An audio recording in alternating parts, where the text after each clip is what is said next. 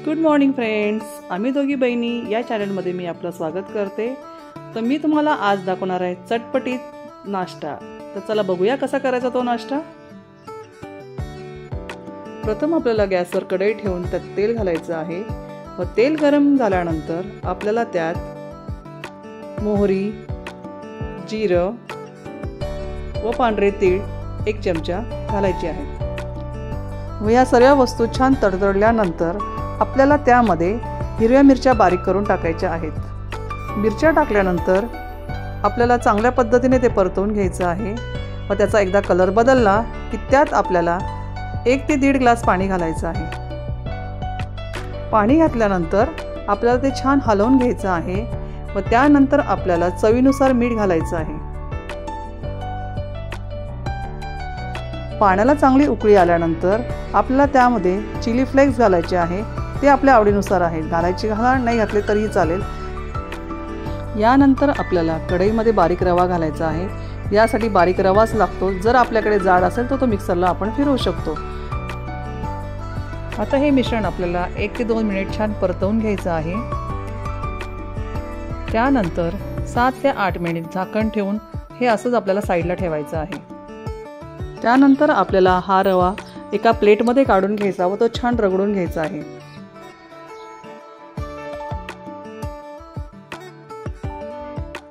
रवा स्मॅश झाल्यानंतर आपल्याला त्यामध्ये उकडलेले 2 बटाटे मिक्स करून घ्यायचे आहेत। आपल्याला हे बटाटे किसणीनेच किसून घ्यायचे आहे, हाताने स्मॅश करायचे नाहीयेत। स्मॅशरने आपल्याला रवा आणि बटाटा छान मिक्स करून घ्यायचा आहे।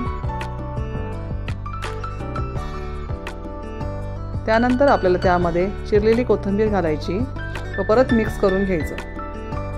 जर तुम्हाला वाटलं याच्यात जर चटपटीत हवा असेल तर तुम्ही याच्यामध्ये चाट मसालाही घालू शकतात। आता आपल्याला हातावर जरा ऑइल घेऊन ते छान रगडून घ्यायचं आहे। नंतर आपल्याला त्यामध्ये ओरिगॅनो घालायचं आहे, त्यामुळे त्या रेसिपीला एक छान टेस्ट येणार आहे। ओरिगॅनो घातल्यानंतर आपल्याला हे छान मळून घ्यायचं आहे परत एकदा व आपल्याला रोल तयार करायला घ्यायचे आहेत। आता आपल्याला त्याचे छान रोल करायचे व कट करायचे। आता मी पोळपाटावर असा छान रोल बनवणार आहे।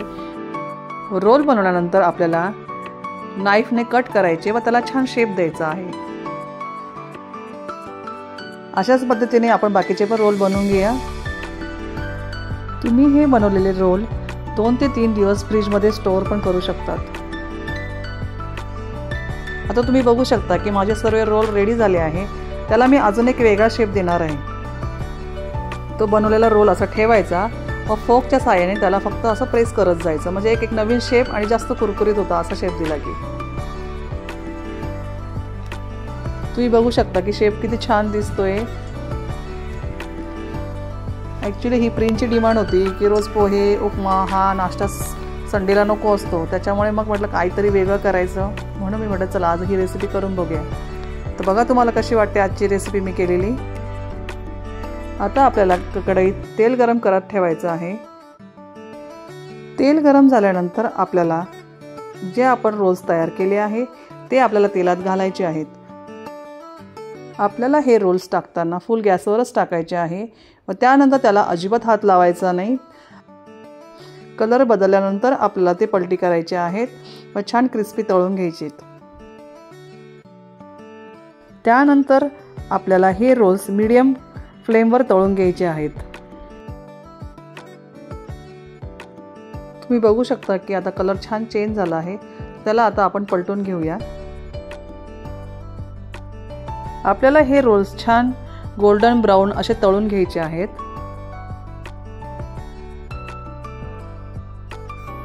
अशाच पद्धतीने बाकीचे पण रोल्स आपण असेच शेप देऊन तळून घेऊया।